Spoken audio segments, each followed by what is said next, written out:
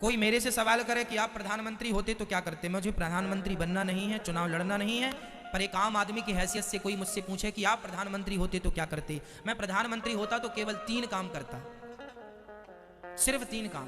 पहला काम, मैं भारत देश की शिक्षा को एक कर देता। चाहे उत्तर प्रदेश में पढ़ो, चाहे यूपी में पढ़ो, चाहे बिहार में पढ़ो, चाहे गुजरात में पढ़ो, चाहे राजस्थान में, चाहे पंजाब में, एक देश एक शिक्षा। नेता का बेटा भी वहीं पढ़ेगा और मजदूर का बेटा भी वहीं पढ़ेगा, ये शिक्षा। ये प्रधानमंत्री मैं होता तो मैं पहले देश की शिक्षा को एक करता। दूसरा, मैं सारे हॉस्पिटलों को तंदुरुस्त करूंगा पहले तो, कि पूरे देश में कोई बीमारी से ना मरे, हर क्षेत्र में, हर जिला में ऑक्सीजन बनने की सुविधा हो, हमें ऑक्सीजन की सप्लाई बाहर से ना करनी पड़े, हम ऑक्सीजन खुद बनाएंगे, हम देश में खुद जो जरूरत है, आवश्यकता है।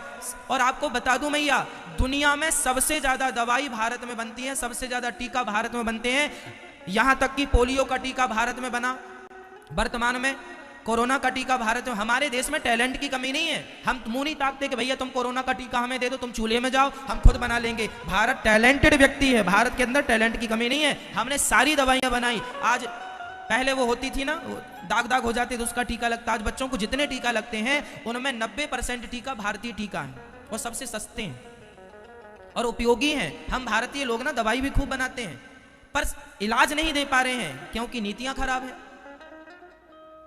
यदि मैं प्रधानमंत्री होता तो देश की चिकित्सा को एक करता, सबके लिए दवाई फ्री, सबके लिए इलाज फ्री, बीमारी से कोई ना मरे, अपनी मौत से मरे तो मरे पर बीमारी से कोई ना मरे। तीसरा तीसरा तीसरा यदि प्रधानमंत्री हम होते, आम पब्लिक से पूछा जाए कोई कि आप होते प्रधानमंत्री तो क्या करते, मेरा तीसरा काम नदियों को नदियों से जोड़ना।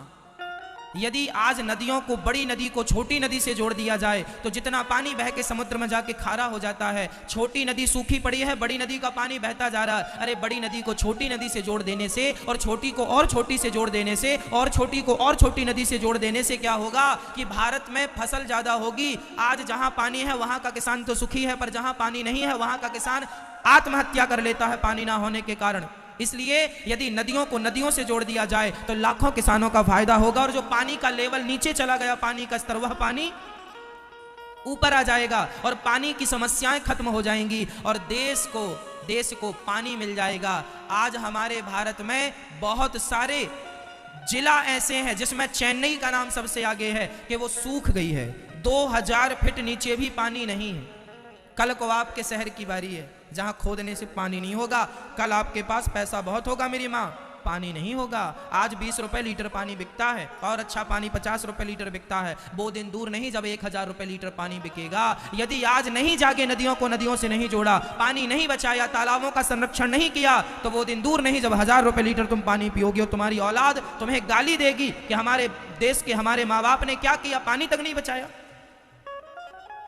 आने वाला भारत प्यासा रहेगा यदि आज नहीं जागे तो। इस जल संरक्षण के साथ साथ वृक्षों का संरक्षण, जंगलों का संरक्षण जरूरी है, ताकि हमें, आप बताइए, आपको बहुत पैसा चाहिए या शुद्ध हवा चाहिए? बोलो। कल को आपकी जान पर बन पड़ेगी तो पैसा काम नहीं आएगा। अभी कोरोना काल में सबके पैसे धरे के धरे रह गए, ऑक्सीजन भी नहीं मिली। ये पैसा सब कुछ नहीं है मेरी माँ, जिंदगी सब कुछ है, हवा सब कुछ है। इसलिए भारतीयों को शुद्ध हवा मिलनी चाहिए और शुद्ध हवा तब मिलेगी जब जंगलों का संरक्षण होगा, जंगल बचेंगे, वृक्ष लगाए जाएंगे। रोड के नाम पे करोड़ों वृक्ष काटे जाते हैं, बताओ लगाए कितने जाते हैं? जल में वृक्ष भी आ गए, प्रकृति, चिकित्सा और शिक्षा। पहले हमें इनमें काम करना चाहिए, जरूरत है इन चीजों की। बताओ आज देश को इन 3 मुद्दों की जरूरत है कि नहीं? 3 कामों की जरूरत है कि नहीं? पर कोई भी सरकार अपनी सरकार बनाने के लिए इन 3 में से एक भी चीज ऐड नहीं करती। चाहिए ना कि ये चीजें हों, तब देश समृद्धवान बनेगा। आज इन्हीं चीजों पर तो अमेरिका ने काम किया है, तो आज वो संयुक्त राष्ट्र बन के बैठा है। आज इन्हीं चीजों में तो जापान ने काम किया है, तो वह सबसे पावरफुल बन के बैठा है।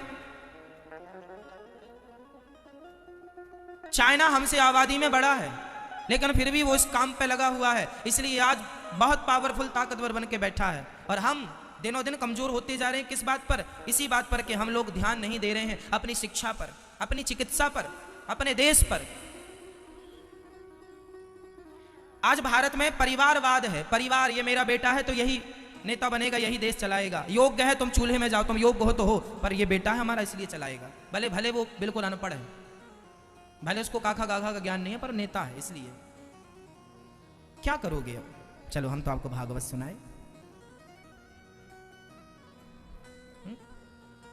ये तो देश की बातें हैं मैया, ये तो मेरी चिंता है कि मेरा देश समृद्धवान बने। मैं चाहता हूं कि आप पढ़े लिखे हो, मैं चाहता हूं आपके घर भी कभी चूल्हा ना बुझे, मैं चाहता हूं कि आपके पास भी एक गाड़ी हो, मैं चाहता हूं कि भारत के मजदूर के पास भी कम से कम एक खुद का घर हो, खुद की गाड़ी हो, खुद के लिए बढ़िया पहनने के कपड़े हो, खुद शिक्षित हो। मैं ये चाहता हूं गरीब से गरीब आदमी शिक्षित हो। मेरा भारत तब समृद्धवान बनेगा जब 135 करोड़ लोग समृद्धवान बनेंगे। गरीबी बहुत देखी है माँ, बहुत गरीब है मेरा देश। आज भी लोगों के पास खाने को रोटियां नहीं है। कुछ लोगों के यहाँ कुत्ते बिस्किट खा रहे हैं, पर कुछ लोगों के यहाँ बच्चों को खाने को रोटियां नहीं। बहुत दर्द आप लोगों में पता नहीं किस किस ने देखी गरीबी, मैंने बहुत नज़दीक से देखी है, मैं बहुत करीब से जानता हूँ गरीबी का दर्द क्या होता है। इसलिए मुझे चिंता रहती है कि कब मेरा देश, सबके घर में कब गाड़ी होगी, सबके घर में कब खुद का घर होगा, सबके घर की खुद की छाया, खुद का सब कुछ होगा, सब सुखी हो, समृद्धवान। सर्वे भवन्तु सुखिनः सर्वे सन्तु निरामया, सब सुखी रहें, सब निरोगी रहें।